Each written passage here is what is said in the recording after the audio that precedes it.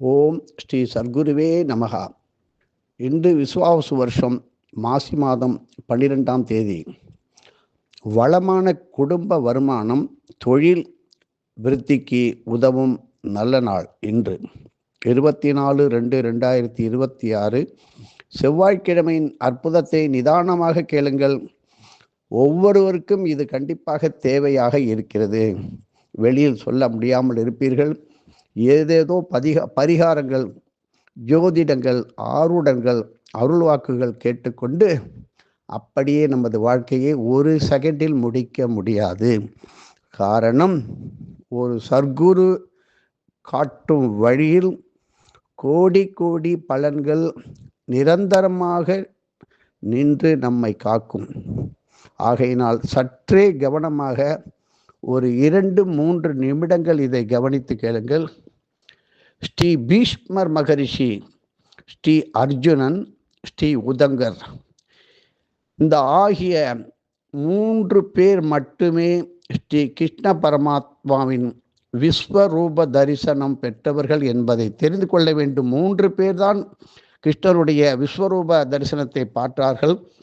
இப்படி ஒவ்வொருவரும் மாதந்தோறும் வருகின்ற ரோகிணி நட்சத்திர நாளிலும் அஷ்டமி திதி நாளிலும் இப்படி தவறாமல் ஸ்ரீ உதங்கருக்கும் அவருடைய பத்னியான அஞ்சனா ரிஷிகாவிற்கும் ரிஷிகாதேவினா பெண், அஞ்சனா ரிஷிகாவிற்கும் அர்க்கியம் அளித்து குரு வந்தனம் செலுத்தி பால் பாயசம் தானம் செய்து வருவது வேண்டும்.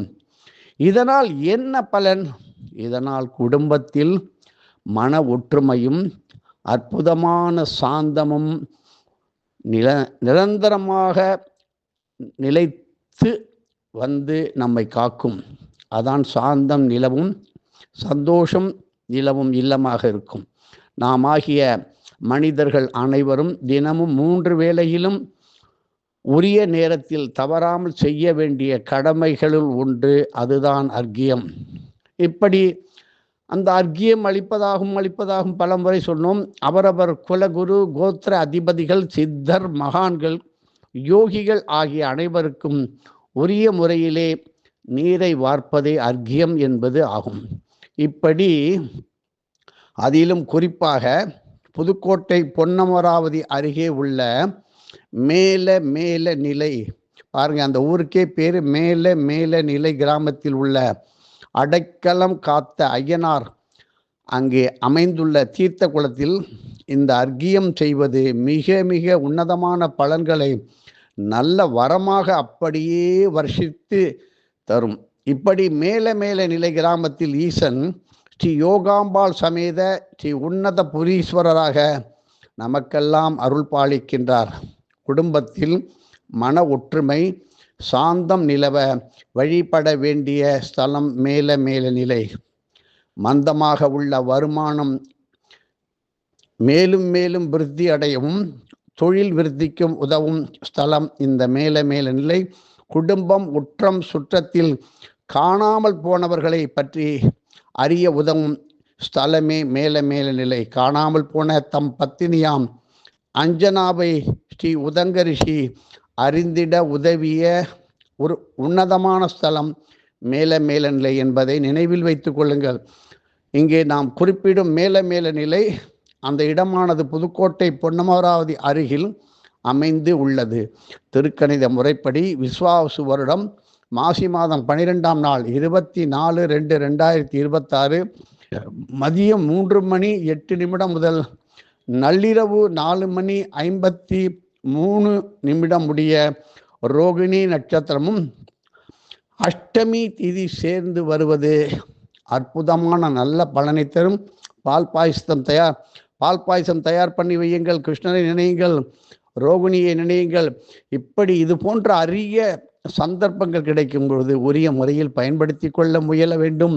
இதை பலருக்கும் எடுத்து சொல்வதால் பலன்கள் உங்களுக்கு கோடியாக வந்து சேரும். எதையும் ஒரு குரு நம்பிக்கையிடம் செய்யும் பொழுது பலன்களை சொல்ல முடியாத அளவுக்கு நீங்கள் பெறலாம். நன்றி என்று சொல்லுங்கள். யாருக்கு? ஸ்ரீ அகஸ்திய விஜயம் என்கின்ற ஒன்றுக்கு. பூஜை பலன்களை உங்களது சர்க்குருவுக்கு அழியுங்கள். 2வது மாசி மாதம் 12 மலை தல வழிபாட்டின் தெய்வீக மகத்துவம். இன்று ரோகிணி நட்சத்திரம் கூடும் செவ்வாய்க்கிழமை 24/2/2026 உடலில் வலுவும் தெம்பும் ஆரோக்கியம் இருக்கும் பொழுதே மலைத்தல வழிபாடுகளை செய்துவிட வேண்டும் என்று வாத்தியார் அடிக்கடி கூறி வருகின்றார். மலை அரசி நட்சத்திரமாக போற்ற பெறுவதும் ஸ்ரீ கிருஷ்ண பரமாத்மாவுக்கு உரியதும் ரோகிணி நட்சத்திரம். இது எல்லோருக்கும் தெரியும். இந்த நாளிலே மலத்தல வழிபாடு விசேடமான பலன்களை உங்களுக்கு தரும். ஸ்ரீ முருகனுக்கு உரியது செவ்வாய்க்கிழமை தானே. மலைத்தலங்களில் பொதுவாக பெருமாளும் முருகப்பெருமானும் தானே அருள்பாலிக்கின்றார். திருப்பதியை பாருங்க, உதாரணம். மலையடிப்பட்டியை பாருங்க, உதாரணம். ஆகவே ரோகிணியிலும் செவ்வாய்க்கிழமையிலும் குறிப்பாக இந்த இரண்டும் இணைந்து சேர்ந்து வரும் நாட்கள் இன்று. இப்படி இதுபோல் மலைத்தலங்களில் மகிமைகள் நமக்கு விருத்தியாகும்.